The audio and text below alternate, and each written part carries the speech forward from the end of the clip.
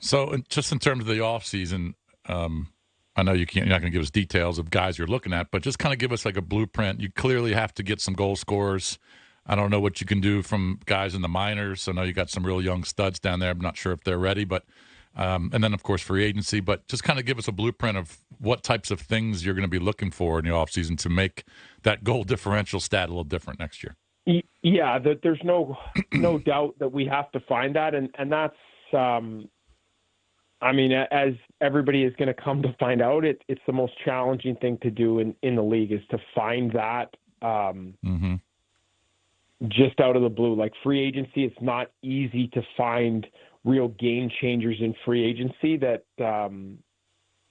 you can get. They usually come from within. That's just the reality of the NHL, and that's when in the cap era, why drafting and developing has become so important. And when you get those cornerstone pieces, they, like Ovi 18 years ago, they grow up and they become absolute superstars, and they carry your organization through years to come. No different than any of the teams that we're watching continuing to play right now. So we have to do it a little bit differently right now with where we're at as a team, and as we transition into a new era.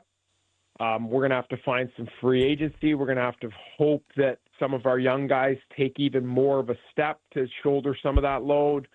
So we have to get creative with that in a bunch. There's not just one way that we're going to do it. We need multiple ways to create more offensive punch for our group. We're joined by Spencer Carbery, head coach of the Washington Capitals. So hopefully we haven't seen the last of TJ Oshie in a Washington Capitals sweater. But if we have, I mean, what an amazing career that guy has put together. Over 1,000 games. He's been here in Washington since the 15-16 season. Helped this team win a cup back in 2018. The ultimate teammate. I mean, you've seen it day in, day out, the sacrifices he makes with his body just to get out on the ice. Hopefully he's back for another year. I mean, he talked about that in the exit interviews on Tuesday out at MedStar, but what a hell of a player. Hopefully he's back, but if he's not, you just tip your cap to that dude for an amazing career.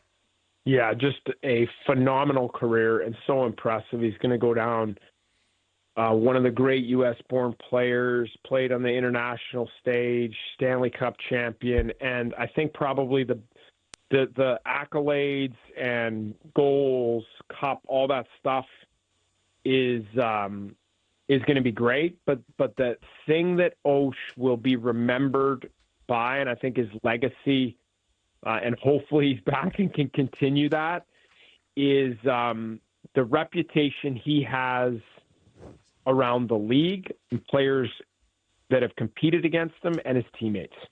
He's just so respected because of the way he plays and the way he carries himself and how much he's put into this game and how hard he works and how hard he competes every single night and how he treats his teammates and how quality of a human being he is.